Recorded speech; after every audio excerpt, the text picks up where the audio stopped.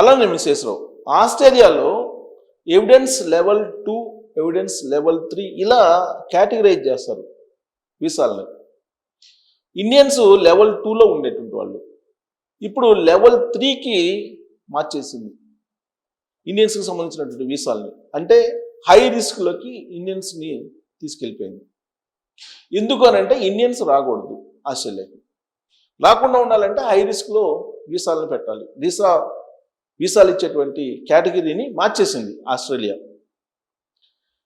So దీంతో Australia వైపు చూడటానికి కూడా ఇప్పుడు భారతీయులు కష్టతరంగా మారింది, కఠినంగా మారింది. వీసాల నిబంధనలో కఠినతరంగా ఆస్ట్రేలియా కూడా వ్యవహరిస్తుంది. అమెరికాకి వెళ్ళడానికి అక్కడ ట్రంప్ రకరకాలుగా ఇమ్మిగ్రేషన్ చట్టాలను మార్చేశారు. అక్కడ కూడా కఠినతరంగా ఉన్నాయి. ఇన్ కేసు అమెరికాలో అడుగుపెట్టినా కానీ దినదిన గండం నూరేళ్ళ ఆయుష్ మాదిరిగా అక్కడ జీవించాల్సినటువంటి పరిస్థితి ఏర్పడింది. దీంతో భారతీయులు ప్రత్యామ్నాయంగా కెనడా, యూకే, ఆస్ట్రేలియా, న్యూజిలాండ్ వీటిని ఎంచుకుంటారు.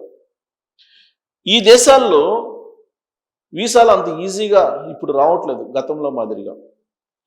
కెనడా దాదాపు 10 లక్షల మందికి సంబంధించినటువంటి వర్క్ పర్మిట్లని మళ్ళీ రెన్యువల్ చేయాల ఈ ఏడాది. నెక్స్ట్ ఇయర్ ఇంకొక 10 లక్షల మంది వర్క్ పర్మిట్లు ఎక్స్టెన్షన్ చేయాల్సి ఉంది. అవి చేస్తారా లేదా అనేది డౌట్. వర్క్ పర్మిట్లు లేకుండా కెనడాలో జీవించడం అనేది కష్టం. కాబట్టి కెనడా డోర్స్ క్లోజ్ చేసేసింది, ఆల్మోస్ట్ డోర్స్ క్లోజ్ చేసింది. వర్క్ పర్మిట్లు అక్కడ ఉండేటువంటి వాళ్ళకే వర్క్ పర్మిట్లు ఇవ్వట్లా. వీసాలు ఉండేటువంటి వాళ్ళకి వర్క్ పర్మిట్లు ఎక్స్టెండ్ చేయట్లేదు కెనడాలో. ఎందుకంటే పక్కనే ఉండేటువంటి అమెరికా ఏం చేస్తుందో తెలియదు. ఎప్పుడు ట్రంప్ 51వ రాష్ట్రం అంటాడో తెలియదు. ఆల్రెడీ ఇంతకుముందు కెనడా 51వ రాష్ట్రం కాబోతుందని చెప్పి అన్నాడు. అది మరి 51వ రాష్ట్రం ఎప్పుడు అవుతుందో తెలియదు. మరి 51 అవుతుందా, 52 అవుతుందా? ఎందుకంటే 51 గ్రీన్లాండ్ అంటున్నాడు ఆయన, డెన్మార్క్ అంటున్నాడు. మరి 52 అవుతుందా కెనడా? తెలియనటువంటి పరిస్థితి. కాబట్టి వాళ్ళు వర్క్ పర్మిట్లన్నీ ఎక్స్టెండ్ చేయట్లేదు. అక్కడ ఒక డిజాస్టర్ ఉంది. దీంతో కెనడా వైపు చూడటానికి ఇండియన్స్ అంత ఇష్టపడట్లేదు. ఇక ఆల్టర్నేటివ్ యూకేలో కూడా అక్కడ రేసిజం, అలాగే వీసాలని కఠినతరం చేశారు. జాబ్ చేసుకునే పరిస్థితి కూడా లేదు యూకేలో గతంలో మాదిరిగా. ఆ కారణం చేత యూకే వైపు వెళ్ళడానికి కూడా ఇండియన్ స్టూడెంట్స్ కానీ ఇండియన్స్ కానీ అయిష్టంగా ఉన్నారు. ఇక న్యూజిలాండ్ ఒక్కటే ఉంది. మరి న్యూజిలాండ్లో ఫస్ట్ నుంచి కూడా కొన్ని కఠినతరమైనటువంటి నిబంధనలు ఉంటాయి అక్కడ, ప్లస్ కాస్ట్లీ కూడా చదువుకోవడానికి. ఆ కారణం చేత న్యూజిలాండ్ వైపు కొంత తగ్గుముఖం పడుతూ ఉంటారు. ప్లస్ అక్కడ జాబ్ ఆపర్చునిటీస్ కూడా తక్కువగా ఉంటాయి. మరి ఇప్పుడు ఇండియన్స్కి ఆస్ట్రేలియా అనేది ఒక డెస్టినేషన్, డాలర్స్ డెస్టినేషన్. ఆస్ట్రేలియాకి సంబంధించి ఆస్ట్రేలియా వెళ్తే ఎర్నింగ్స్ ఉంటాయి అనేది ఆస్ట్రేలియా వైపు వెళ్తూ ఉంటారు. మరి ఇప్పుడు ఆస్ట్రేలియా తాజాగా తీసుకున్నటువంటి నిర్ణయం లెవెల్ 2 నుంచి లెవెల్ 3కి హై రిస్క్లోకి వీసా జారీని తీసుకెళ్ళింది ఇండియన్స్కి అని అంటే ఆస్ట్రేలియా కూడా డోర్స్ క్లోజ్ చేస్తుంది. ట్రంప్ ఏదైతే మాగా అన్నాడో ఆ రోజు నుంచి ఎవరికి వాళ్ళే అలాంటి నినాదాన్ని ఇంప్లిమెంట్ చేసుకుంటున్నారు. మేక్ అమెరికా గ్రేట్ అగైన్ అని చెప్పి 2024లో అధికారంలోకి వచ్చారు ట్రంప్. ఆ రోజు నుంచి ఆయన స్థానికంగా ఉండేటువంటి వాళ్ళను ప్రోత్సహించేటువంటి ప్రయత్నం చేస్తూ ఉన్నారు. అదే తరహాలో ఆయా దేశాలు అన్నీ కూడా స్థానికులకి ఉద్యోగం ఉండాలి, స్థానికులకే వనరులు, స్థానికులకి ఉద్యోగాలు, స్థానికులకి నిధులు, స్థానికులకే నీళ్లు, ఇవన్నీ కూడా ఆయా దేశాలు వినిపిస్తున్నాయి. అందుకే గో బ్యాక్ ఇండియన్స్ అనేటువంటి నినాదం వచ్చేస్తుంది. ఇప్పుడు ఇలాంటి సిచ్యువేషన్ అక్కడ ఉంది. ఒకప్పుడు ఆంధ్ర వాళ్ళు గో బ్యాక్ అనేటువంటి నినాదాలు ఉన్నాం తెలంగాణలో, ప్రత్యేక తెలంగాణ రాష్ట్ర ఉద్యమం సమయంలో.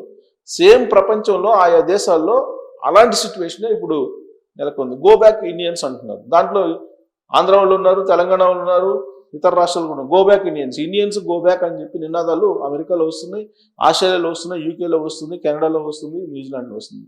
ప్రపంచంలో అనేక దేశాలు మొన్న ఈ మధ్య సోషల్ మీడియాలో పోస్ట్ పెట్టాడు. జర్మనీ నుంచి ఒక వ్యక్తి వెళ్ళిపోతూ ఉన్నాడు.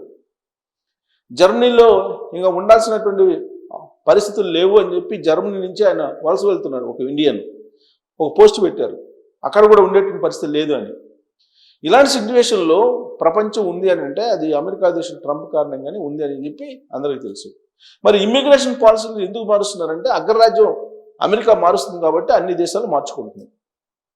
ఎప్పుడైనా అంతే, అమెరికాలో ఏదైనా సరే క్రియేట్ అవుతుంది లేదా విధానపరమైన నిర్ణయాలు తీసుకుంటారు. ప్రపంచానికి ఒక ప్రజాస్వామ్య దేశం ఏదైనా దార్శనికంగా ఉందంటే అది అమెరికా అని చెప్పి చెప్తూ ఉంటారు. కానీ ఇవాళ అమెరికా పరిస్థితి ఎలా ఉందంటే అల్లకొల్లంగా ఉంది. అక్కడ ఆయన తీసుకున్నటువంటి నిర్ణయాలు ఎలా ఉంటాయో తెలియదు ట్రంప్. ఆ కారణం చేత అక్కడ మొదలైనటువంటి అలజడి ప్రపంచంలో ఉండే అన్ని దేశాలకి తాకుతుంది. ఇలాంటి పరిస్థితుల్లోనే ఎవరికి వాళ్ళ ఇమ్మిగ్రేషన్ పాలసీలను మార్చుకుంటున్నారు. ట్రంప్ మార్చినట్టు ఇమ్మిగ్రేషన్ పాలసీలను మార్చుకుంటున్నారు. ట్రంప్ చేసినటువంటి ఇమ్మిగ్రేషన్ పాలసీలో అత్యంత ప్రమాదకరమైనటువంటి పాలసీ ఏంటో తెలుసా?